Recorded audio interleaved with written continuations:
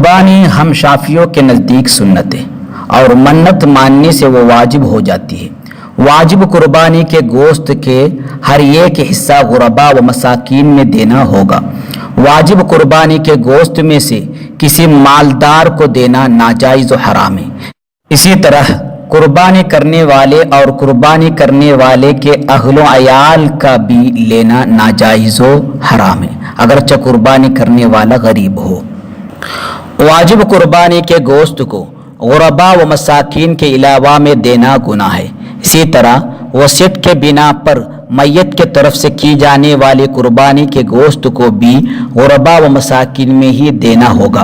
अगनिया यानी मालदार में देना नाजायज़ व हराम है। इसी तरह कुर्बानी करने वाले भी नहीं ले सकता, अगर चाह कुर्बानी करने वाला गरीब हो। यानी मैयत की तरफ से की जाने वाली कुर्बानी वाजिब कुर्बानी के मानिंद है। सुन्नत कुर्बानी के गोश्त में से थोड़ा कच्चा गोश्त गुरबा व मसाकीन में देना ज़रूरी है। बकिया कुर्बानी करने वाला खुद रख सकता है। बेहतर है कि गोश्त को 3 हिस्सों में तकसीम की जाए। एक हिस्सा गुरबा व मसाकीन में दिया जाए, एक दोस्तों व हबाब में दिया जाए और एक कुर्बानी करने वाले के घर के इस्तेमाल में रखा जाए। इससे बेहतर यह है कि 2 हिस्से गुरबा और मसाकीन में दिए जाए, एक घर के इस्तेमाल में रखा जाए। इससे बेहतर यह है कि तमाम गोश्त गुरबा व मसाकीन में ही दिया जाए। अलबत्ता सुन्नत है कि तबर्रुक के तौर पर थोड़ा गोश्त कुर्बानी करने वाले रखे। बेहतर है कि रखे जाने वाला थोड़ा हिस्सा खलीजा हो। अगर कुर्बानी किसी और की तरफ से की जा रही हो तो कुर्बानी करने वाला उस कुर्बानी के गोश्त में से कुछ भी नहीं ले सकता। जिसकी तरफ से कुर्बानी की जा रही हो उसकी अगर इजाज़त हो तब भी ले नहीं सकता। अलबत्ता नाबालिग बच्चे की तरफ से कुर्बानी की जा रही हो तो उस कुर्बानी के गोश्त में से कुर्बानी करने वाला वालिद या दादा ले सकता है। अगर कोई अपने बेटे या पोते के अलावा किसी और के तरफ से कुर्बानी करता हो तो वो उस कुर्बानी का गोश्त खुद नहीं रख सकता। कुर्बानी के गोश्त में से जो गोश्त मालदार को मिला है उसे वो बेच नहीं सकता। इसी तरह कुर्बानी करने वाला भी बेच नहीं सकता। कुर्बानी का गोश्त जो गरीब को मिला है उसे गरीब बेच सकता है।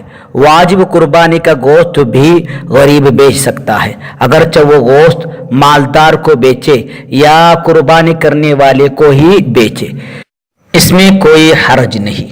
मालदार और कुर्बानी करने वाले के पास जो कुर्बानी का गोश्त है उसे सिर्फ वो खा सकता है, किसी और को हदिया दे सकता है, बेच नहीं सकता, इसलिए कि वो गोश्त उसकी मिल्कियत में नहीं आया है। कुर्बानी का गोश्त गरीब व मिस्कीन की मिल्कियत में आ जाता है, इसलिए वो बेच भी सकता है। मालदार को किसी गरीब ने कुर्बानी का गोश्त बेचा है उसे तो मालदार बेच सकता है, इसलिए उसे मालदार ने एक गरीब से खरीद लिया है। गरीब से खरीद लेने से मालदार उस गोश्त का मालिक बन जाता है, यानी वो गोश्त मालदार की मिल्कियत में आ जाता है। हुक्म में गोश्त के मानिंदे कुर्बानी का चमड़ा यानी चरमे कुर्बानी को भी कुर्बानी करने वाला बेच नहीं सकता। इसी तरह अगर वो चमड़ा किसी मालदार को मिले तो वो भी उसे बेच नहीं सकता। गरीब को मिले तो वो उसे बेच सकता है। याद रहे कि वाजिब कुर्बानी का चमड़ा कुर्बानी करने वाला खुद नहीं रख सकता, न ही मालदार को दे सकता है।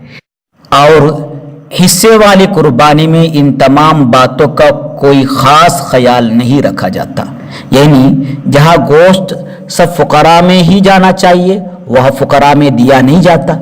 कुर्बानी के चमड़ों को शरीयत के मुताबिक सर्फ नहीं किया जाता वगैरह वगैरह, बल्कि जिसने कुर्बानी की जिम्मेदारियाँ ली है वो चमड़ों को खुद बेचता है, महसूल रकम को आमदनी के तौर पर खुद रखता है। इससे वाली कुर्बानियाँ जहाँ होती है वह कुर्बानी के गोश्त को ज़ाई किया जाता है।